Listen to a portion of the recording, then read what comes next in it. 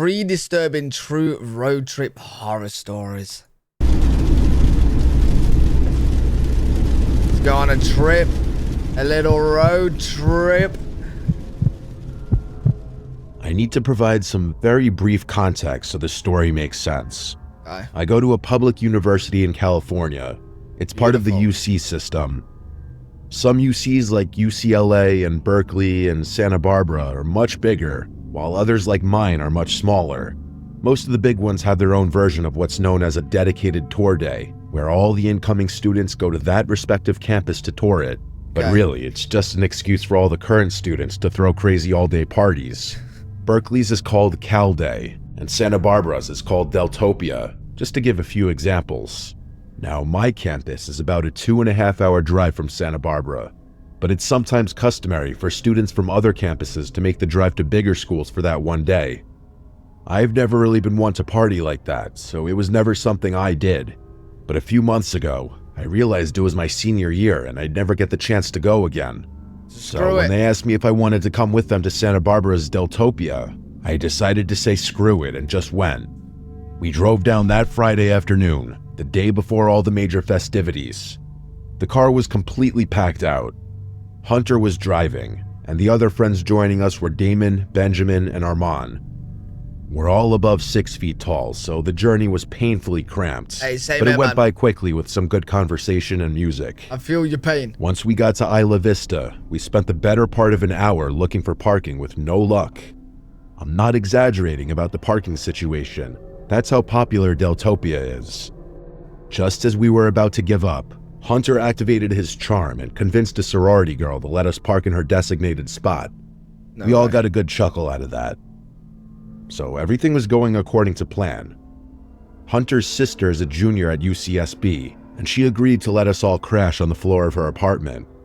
That might sound a little ratchet to some, but during Deltopia, having a place to sleep is practically a golden ticket. Wait. During this Deltopia then, if that's a golden ticket, do most people just sleep in the clubs or on the streets? Her and all of her roommates were super chill, so we decided to party with them that night, even though Deltopia technically didn't start until the next morning. There's one more thing I have to mention. Hunter is a really friendly guy, and because of that, a ton of people know him. He has this one friend named Amir who's a little problematic. I'm using the word friend pretty generously here. Amir is one of those guys who clings to social circles without ever really being a part of them. He's insecure, loud, oblivious, constantly seeking validation, and somehow makes every conversation about himself. And before you call me out for gossiping, Amir has done a lot of messed up stuff to my friends and I in the past, so I've earned the right. Amir had mentioned to Hunter a while back that he was also going to Deltopia. There was never any real conversation about where he'd be staying or who he was going with. He wasn't part of our plan, and none of us had brought him up on the drive down. Might just go turn up at that About an hour after the crew settled into Hunter's sister's place, we decided to make an alcohol run for ourselves and her roommates. As the 5 of us were leaving the liquor store with our purchases, who do we see but Amir, just standing there on the curb with his hands in his pockets. No one said anything. We just kept walking towards the apartment, and he sort of fell in step with us like he'd been there the entire time. Oh, no. The first thing out of Amir's mouth once we were a few blocks away from the store was, "Why are you guys so surprised to see me?" Was this kid brain dead? Of course we were surprised to see him. There was never any plan to meet up with Amir, let alone hang out with him. And as far as any of us knew, Hunter hadn't even told him where we were staying. Weird. We all kind of ignored him and just kept walking, unsure of how this was going to play out. Things immediately escalated once we got back to the apartment. Amir asked if he could use the bathroom at our apartment, and then ran ahead of us when Hunter reluctantly agreed. When Hunter's sister answered the door, Amir walked right up to her and said, "I'm staying here," before stepping past her without waiting for a response. What? She obviously didn't know who Amir was, but just assumed he was part of our group. When Hunter realized Amir had lied to his sister, he was livid. I could go into extreme detail about what happened first, but here's all you need to know. Hunter told him straight up he had to leave, that he wasn't welcome there, and that lying to his sister was crossing a line. Amir didn't go quietly. He stood outside the door for another 20 minutes, trying to argue his way back in. Hunter's not the guy you want to mess around with, so Amir eventually took the hint and left. We got wasted after that, and admittedly, Amir was all any of us could talk about. We realized later that night that Hunter had been sharing his iPhone location with Amir, meaning Amir had stalked us to the apartment. What? But anyway, the next Why was he even sharing his location with him in the first place? day was a blast. Deltopia certainly lived up to the hype. Most of the shenanigans were done by late afternoon, so we met up with 5 of our other friends, and the 10 of us found ourselves chilling back at Hunter's sister's apartment. We filled the rest of the guys in about the Amir situation, and they found it just as odd as we did. One of our other Is this what the Deltopia is actually like? Is it just like, oh my god. What, these are houses or are these bars?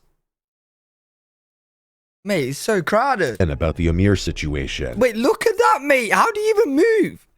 and they found it just as odd as we did. One of our other friends, Rylan, Their said he was apartments? pretty sure he had Amir's location.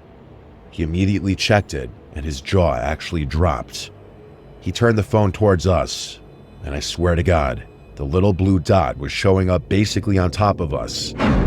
What? As soon as we mentioned it, though, the dot started moving away quickly, like Amir had been spying on us from a car and was now driving away. What? It was bizarre. Him showing up a second time was borderline psychotic. He's a freak. Especially after Hunter had explained to him why he wasn't welcome there. We probably should have taken the whole thing more seriously than we did. That's That behavior pretty was right. extreme, even for Amir. Instead, we all just laughed about his weird obsessiveness and continued partying. He's That a night, freak. after we had all crashed, I woke up randomly sometime well after midnight.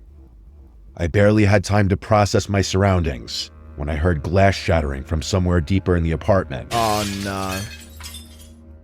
I shot up off the floor, looking around to see if anyone else was awake. No one was, probably because everyone had gone to sleep completely wasted. I realized pretty quickly that no one else had heard it, and if someone had broken in, I was the only one who could do anything about it. Nah, wait, come I on. didn't have a weapon or anything, so I just grabbed an empty wine bottle off the floor, took a deep breath, and started creeping toward the noise. My heart was pounding. I ain't gonna lie, if I'm there, I'm screaming for everyone to get out. I'm screaming for everyone to get out. When I entered the living room, I saw the sliding door that led to the balcony had been completely shattered. A huge rock sat in the middle of the floor, surrounded by glinting shards of glass. I didn't man's need convincing. I knew Amir was behind it. I went to go wake my friends up, when, out of the corner of my eye, I saw a closet door handle jiggle a little. I froze, more scared than I had been just moments before. I didn't think Amir had the guts to go beyond destroying property, and the thought that he had broken into the apartment terrified me. I was just about to yank the closet door open when my better judgment forced me not to. Instead, I snuck back to the bedroom, woke Hunter up, and told him to back me up. The two of us walked towards the living room, but by the time we got there, the closet door was wide open. No, that's I looked around weird. frantically, but I didn't see him. That's when Hunter reached into the closet and pulled out this massive kitchen knife. I stared in shock. Amir had literally been standing behind the door with a knife, Oh my probably God. intending to injure me. He could have literally ended my life had I opened that closet door. That was the most horrifying moment of my life. Hunter and I woke the rest of the house up, and we did a sweep to be 100% sure that Amir was nowhere in the apartment. How did he get in He there? obviously got the police involved, Through the but all that balcony? really came of that was just getting a police report. They told us property tends to get destroyed during Deltopia, and we were one of the many victims. No. This isn't just property getting destroyed. This is an absolute freak obsessed with him. Before you ask, Amir had stopped sharing his location with Rylan, so we couldn't even show the police that. We had to leave the next morning. Hunter was freaked out about leaving his sister and her roommates there, especially knowing that Amir had managed to sneak in there once already. Before we got in the car, he pulled out his phone and typed out this massive paragraph to Amir. I'm not going to air it out here, but you can guess what was said. The message never delivered, though. Amir had already blocked him. We all pulled out our phones and realized we had all been blocked too. Over the next few weeks, none of us heard from him. It was like he had fallen off the map completely. What weirdo. I still can't wrap my head around all of this. As aggressive as Amir often pretends to be, he doesn't have a history of violence. In fact, I've always thought of him as a little passive. He knows where all of us live, so I'm still worried, even while writing this out, that he's gonna do something drastic. Whoa, I'll send an update should something happen. Yo, this is a recent video. Imagine we get like another update in a couple more weeks. Amir's a freak, mate. He's just so obsessive. He just wants friends badly. My name is Arthi. This happened a pretty long time ago, but I'd say I still remember about 90% of the details vividly. It was late April 1996. I was fresh out of basic training, and I had just been assigned to an airbase as a communications specialist in San Angelo, Texas. Being stationed in Texas was great for me. I'm originally from Mississippi, and part of the reason I enlisted in the first place was to get as far away from home as possible. I was 24 years old at the time. My closest friends on base were a guy named Seabass and a girl named Kay. I've since lost touch with them, but back then the three of us were inseparable. It was a warm weekend, sometime in early April, when Seabass proposed taking a road trip to Austin for the day to experience a change of scenery.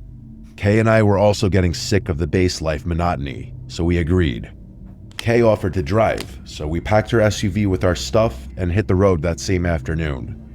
About an hour into the drive, we were on a mostly empty stretch of highway when Seabass spoke up. He asked us if we had seen the car behind us pull up from the shoulder right after we had passed. I looked back and saw a dark-colored Tahoe or something similar trailing us at a steady distance. Okay. I hadn't seen it pull off the shoulder, but being as we were on the highway, it wasn't exactly the weirdest thing. But then Kay changed lanes just to see, and the SUV followed. She did it again a minute later, and again, it mirrored her move. I was confused at first, but then a minute later the SUV put its lights on, and everything made sense. We were getting pulled over by an undercover cop. No! Oh, lights like police lights. Oh. Yo, listen, it's not that weird people following you late at night. Like, it's creepy, but I do it as well. I don't know if any of you guys do it, but in the UK, we got so many roads like this where you can't even see the road. It's pitch black. So, a lot of the time, I'll just tail a car in front of me that's going roughly my speed, because then you can see more lights. Does that make sense? It's not just fully pitch black. Like, if I was just driving by myself, it's pitch black. You can't really see the bends that much. Like, you can see them, but barely. And then, yeah, so tailing's pretty good. So I'm creeping. Yeah, maybe someone's thought I'm a creep. Kay pulled over, and I watched as the cop pulled over behind us. I'm a pretty observant person. Processing information quickly is something I was quite literally trained to do. I do have bad eyes. So I instantly realized something was off. The guy who stepped out didn't look like any cop I'd ever seen. He was wearing all black tactical gear, but nothing on him that said police. Okay, weird. The only thing even remotely official looking about his uniform was a patch on his arm that said something I couldn't read. He didn't behave like a normal officer either. Instead of approaching Kay's window, he stood behind the car like he was waiting for something. I watched him a little while longer and realized he wasn't just standing behind the car, but was actively analyzing it. He was looking through the rear window like he was trying to see the stuff we packed. He was also checking out Kay's bumper stickers and her license plate. What? Seabass and Kay eventually caught on to the officer's strange behavior too, and Seabass rolled his window down before asking the officer if there was a problem. Instead of responding, the officer swiftly walked up to Kay's window and asked for her license and registration. Kay reluctantly gave it to him. He walked back to his vehicle and didn't return for a really long time. The three of us started whispering about how strange this whole encounter was getting, but we weren't sure what to do. After what felt like forever, the guy finally exited his car again, only this time, 2 other men stepped out with him. I could feel my heartbeat ticking up, so I did some focused breathing to keep calm. The original officer walked back up to Kay's window and asked her if her father was in the army or something. Kay asked for clarification, and the officer mentioned the US military bumper sticker on the back of her car. Kay laughed and said that she was the one in the military, then turned to Seabass and I and said, them too. The moment Kay mentioned we were all in the military, I noticed a shift. The guy at her window didn't say anything right away, but his body language stiffened. He glanced back at the other two men, who were still standing near the rear of the SUV, and then he glanced back at Kay. There was a weird silence for a second, and then he just told Kay that he was letting her off with a warning and to drive more slowly. Yo, they was gonna try and plan and rob him. But when they realize all three of them are in the military, they're like, this might be a bit of a tough one. This might be a bit of a tough one. They might be prepared. He handed back Kay's license and turned around without another word. Oh, shit. The three of them got back in the car, and before Kay could even start her engine, the Tahoe pulled off and sped away. The three of us were dumbfounded. Seabass couldn't stop talking about how those guys weren't real officers. They would have done... See, that's annoying for people that do follow all the rules because, like, you gotta think they're officers. And even if you think they're slightly not, you might be worried to even, like, do a runner because what if they actually are? Do you know what I mean? Like, people fake it to be officers so bad, man. ...on something shady had we all been civilians. They're criminals. There really wasn't much more we could do, so Kay just got back on the highway. Austin was actually a really good time, and by the time we got back to base, we had all but forgotten about the stop. It wasn't until about a week later that I was reminded of it. I was sitting in the rec room watching the local news with Seabass when a story came on that made me freeze up. Oh, Robin. Apparently, a man and woman had been found dead in a ditch along a stretch of highway just outside of San Angelo. According to the reporter, the victims had been robbed and murdered, and investigators believed they were dumped there the night before. What really got me, though, was the next part. The vehicle found abandoned near the scene was a black Tahoe. Police confirmed it had been reported stolen months earlier, several states away. Seabass and I instantly went to find Kay, and the three of us agreed we had to tell the police about what we had seen. We told the police everything, and part of me felt a surge of guilt for not telling them sooner. Even to this day, I still think about how Kay's bumper sticker may have saved our lives that day. I can't help but think about how easily it could have been us in that ditch had we not been military. Yo, I wonder how many people is going to put a military sticker on their bumpers now. Smart, though.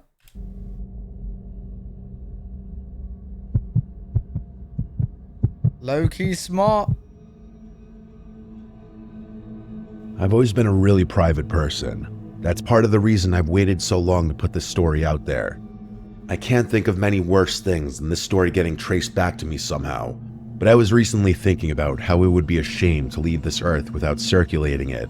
So here it goes. I just want people to know that I'm really stepping out of my comfort zone doing this. About 10 years ago, I was on a solo road trip from West Patterson, New Jersey to Fort Worth, Texas. I was on the way to visit my parents, whom I hadn't seen in a while. I'd moved out of Fort Worth years earlier and hadn't been back much since, so this trip felt overdue. Somewhere in the middle of nowhere, maybe Arkansas or the edge of Oklahoma, I can't really remember exactly, my car started acting up. I tried to ignore it for a while, but eventually I had no choice but to pull over. There wasn't much around, just trees, open field, and a long empty road behind me. I popped the hood and started poking around, pretending I knew what I was doing. Okay. I didn't. I was just sort of killing time, but I didn't want to admit that I was basically helpless. I figured I'd poke around for a bit, and once that failed, I'd call AAA. I didn't act— Mate, what is the point? If you don't know what you're doing, just call AAA. Why would you just kill time in the middle of nowhere? That's the place and the time when you don't want to kill time. Actually have AAA, so I was really pissed because I knew they'd charge me an arm and a leg. A few minutes later, though, I heard a car pulling up behind me. It was a nondescript white pickup truck. I remembered noting to myself that it didn't have a front plate, That's not a white or pickup at least truck. not one I could see. The driver's door opened and a man stepped out.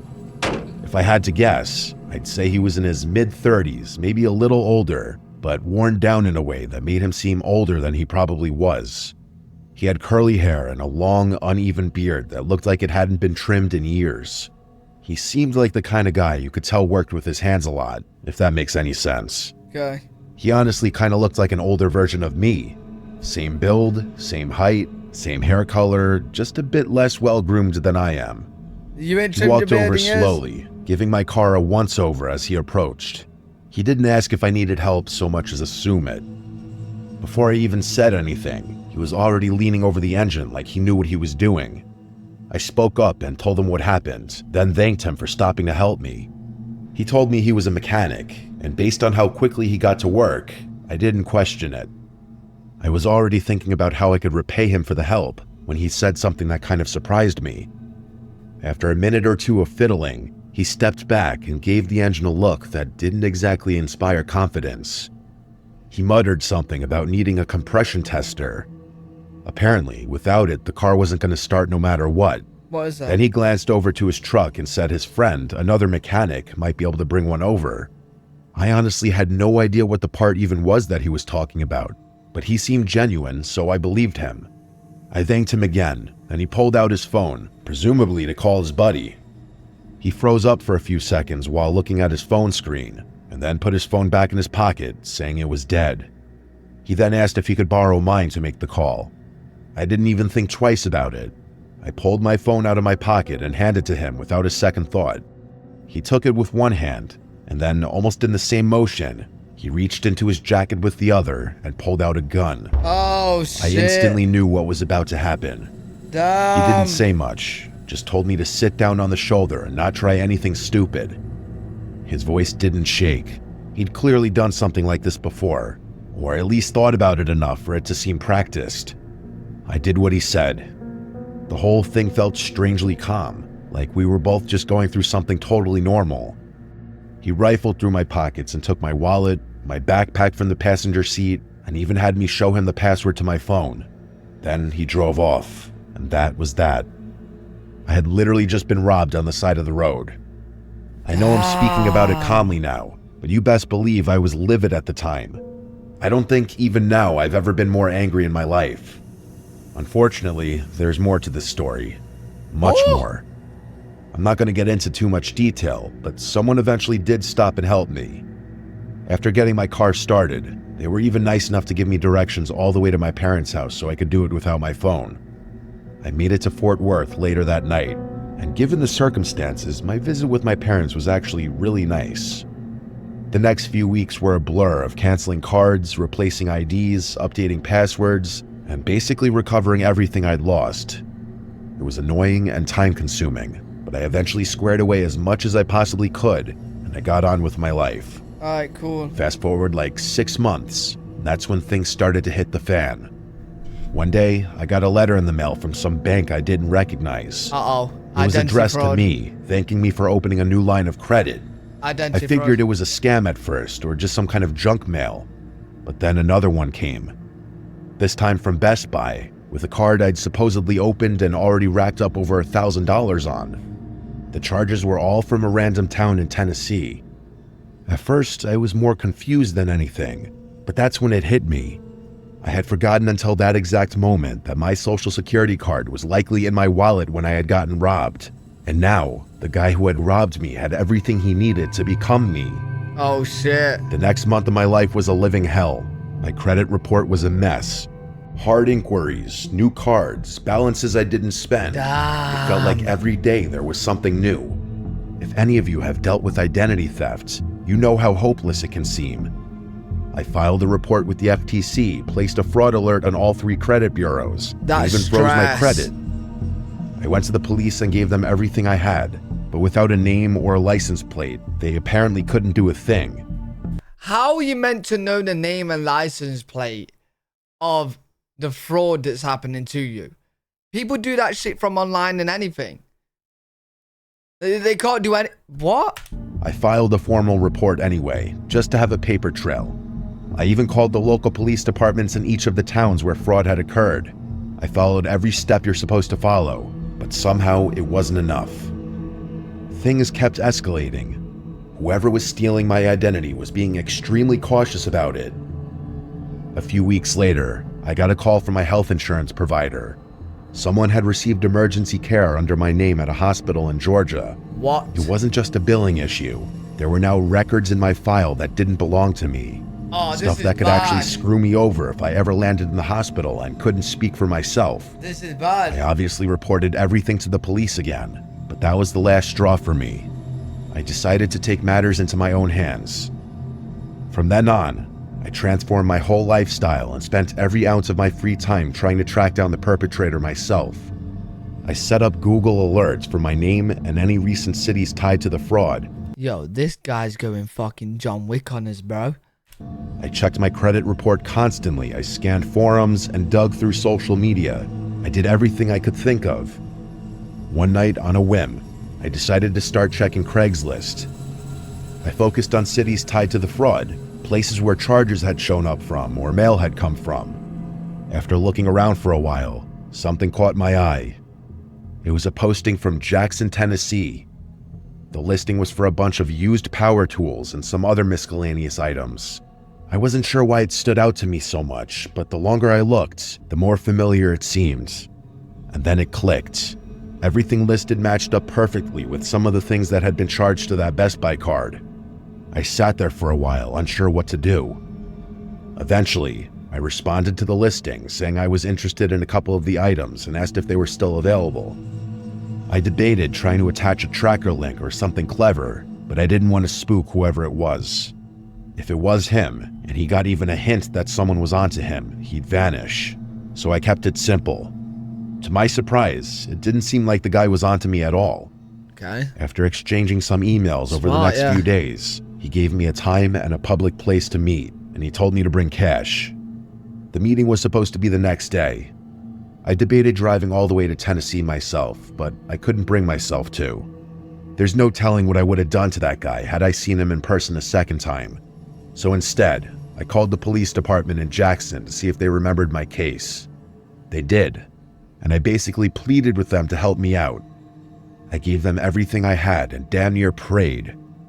By some miracle, they told me the details lined up just well enough for it to be worthwhile. Oh, wow. They said they'd at least talk to him and see if there was any information they could get out of him. Oh, wow. The next day, after a little back and forth, I got the guy to tell me he was driving a red pickup truck. I communicated that with the police and waited. After legitimately several hours, they called me. When they told me what had happened, I wanted to drop on my knees, I swear on my life. The officer told me that as soon as the guy spotted the patrol cars near the meetup spot, he immediately sped out of the lot. He didn't even try to play it cool. That alone was enough to raise red flags, so they followed him. Not long after, the guy ended up losing control of his truck and crashing into a ditch. It wasn't a major accident, but it was enough to get officers legally involved beyond just a casual questioning. According to them, he was a total wreck, visibly shaken, panicking, talking in circles, you get it. As soon as they even mentioned the Best Buy items, he folded. He admitted he didn't know where the stuff had come from, that it wasn't his, and that a friend had given it to him, and he had independently decided to resell it. It could not have been more perfect. The guy ratted out his friends, and with his cooperation, the police were able to acquire enough evidence to arrest the real perp. Oh, that actually wasn't. I've never felt more relief in my life. Oh, shit. Like I said earlier, I'm not trying to have this traced back to me, so I'm gonna keep things vague from here on out. I will say this much though, the guy who robbed me wasn't acting alone. Turns out, there were 3 of them total. The craziest part is that I wasn't the only victim. From what I was told, they'd been targeting travelers and isolated drivers up and down a few different interstate corridors, mostly in the south. Eventually, all 3 of them were caught, charged, and put in jail. Good. I'm not going to say much more than that. Good. But what I will say is, justice was served. Good. Damn, that's crazy though. Yeah, I couldn't imagine going through that. That is a lot of stress. That is a lot of stress. Luckily for him, he took it in his own hands. Luckily for him.